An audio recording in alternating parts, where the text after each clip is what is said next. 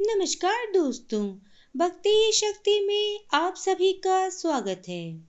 दोस्तों, अगर महाभारत की कहानियों को बहुत गौर से समझा जाए तो आपको लगेगा कि यहाँ पर सिर्फ दो ही ऐसे किरदार थे जिनके साथ न सिर्फ अन्याय हुआ बल्कि जो सबसे दो सशक्त किरदार थे, एक द्रौपदी और दूसरा कर्ण। जी हाँ, जहाँ कर्ण को पूरी जिंदगी उपेक्षा का शिकार होना पड़ा, तो वही 5 पतियों का सौभाग्य मिलने के बाद भी एक भी उसके सम्मान की रक्षा नहीं कर पाया। कई जगह ऐसा माना जा रहा है कि कर्ण और द्रौपदी को लेकर एक प्रेम कहानी है।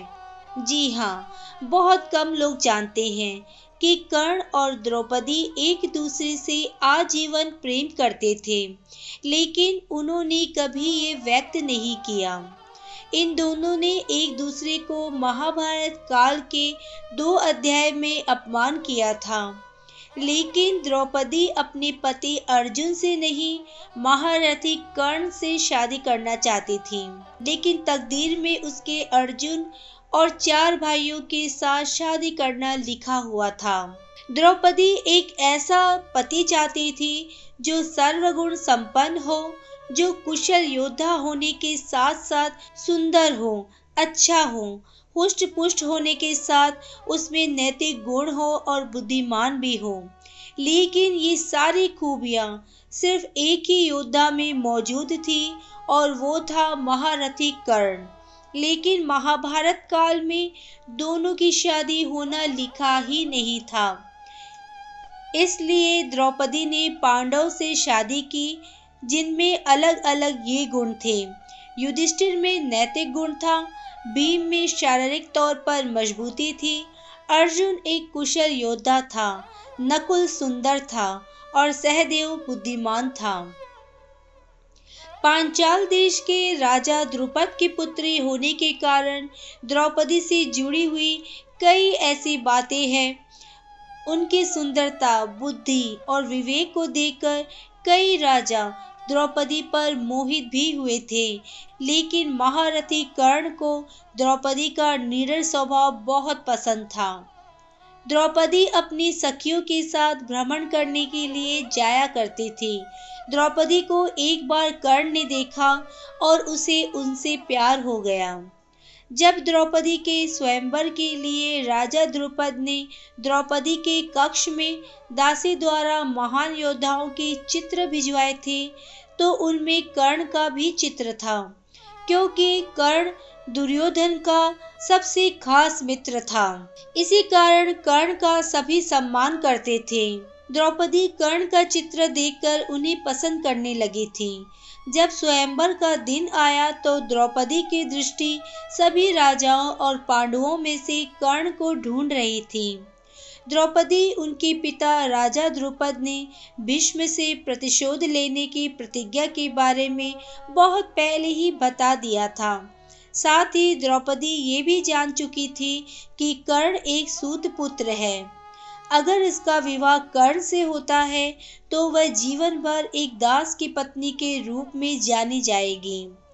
उसने सोचा कि कर्ण से विवाह करने के बाद अपने पिता की प्रतिज्ञा को पूरा करने में वह सहयोग नहीं कर पाएगी। इस दुविधा में पड़कर ही द्रौपदी ने अपने दिल की बजाय अपने दिमाग को सुना और कर्ण से विवाह का इरादा छोड़ दिया। अपने आप से निराश हो चुकी द्रौपदी ने स्वयंवर में एक कठोर निर्णय लेते हुए कर्ण को सूत पुत्र कहकर अपमानित किया। द्रुपद पुत्री ने भी भरी सभा में कर्ण को कहा कि वो एक सूत पुत्री के साथ विवाह नहीं कर सकती है।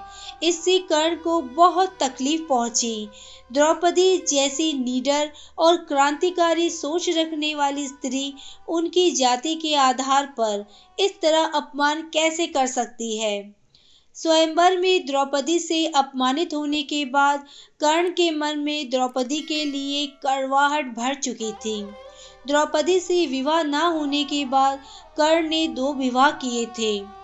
जब दुर्योधन ने दुशासन को द्रौपदी के वस्त्र हरण करके अपनी जंघा पर बिठाने का आदेश दिया था, तो सभी खेल के नियम का बहाना बनाकर मौन थे। वहीं कर्ण भी स्वयंवर में अपने अपमान का प्रतिशोध लेने के लिए मौन रहे।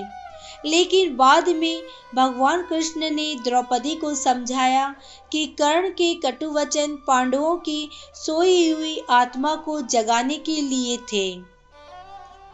युद्ध के दौरान अर्जुन ने शपथ ली थी कि या तो वह जयरथ को मार डालेगा या फिर अग्नि समाधि लेगा। ये द्रोणा की एक योजना थी ताकि वो जयद्रथ के साथ लड़ने में व्यस्त रहे और युधिष्ठिर को पकड़ सके। वहीं भीम को युधिष्ठिर की रक्षा के लिए नियुक्त किया गया था। दुर्योधन को कर्ण को भीम को वहां से हटाने के लिए ललकारने के लिए कहा था। हालांकि इस युद्ध में दोनों के अलग अलग तरह के शस्त्र में पारंगत थे, लेकिन किसी तरह कर्ण ने भीम को उलझा कर रखा। भीम को न मारने के पीछे कर्ण के पास दो कारण थे। एक कारण था अपनी मां कुंती को वचन दिया था कि उनके 5 पुत्र जीवित रहेंगे और अगर कर्ण भीम को मार देता तो वह अर्जुन का वध नहीं कर पाता। दूसरा, अगर वो भीम को मार देता तो द्रौपदी अपना प्रतिशोध नहीं ले पाते, क्योंकि सिर्फ भीम ही था जो दुर्योधन की छाती को चीरकर उसके रक्त से द्रौपदी के बालों को स्नान करवाकर उसकी प्रतिज्ञा को पूरा करता। जब भीष्म पितामह मृत्युशैया पर मौत की प्रतीक्षा कर रहे थे, उसी समय महारथी कर्ण भीष्म से मिलने के लिए पहुंचे। उन्होंने भीष्म को द्रौपदी से आजीवन प्रेम करने का रहस्य बताया। जब वो अपनी प्रेम कहानी से जुड़ी विभिन्न घटनाएं भीष्म को बता रहे थे, तो ये बातें द्रौपदी भी सुन ली थी।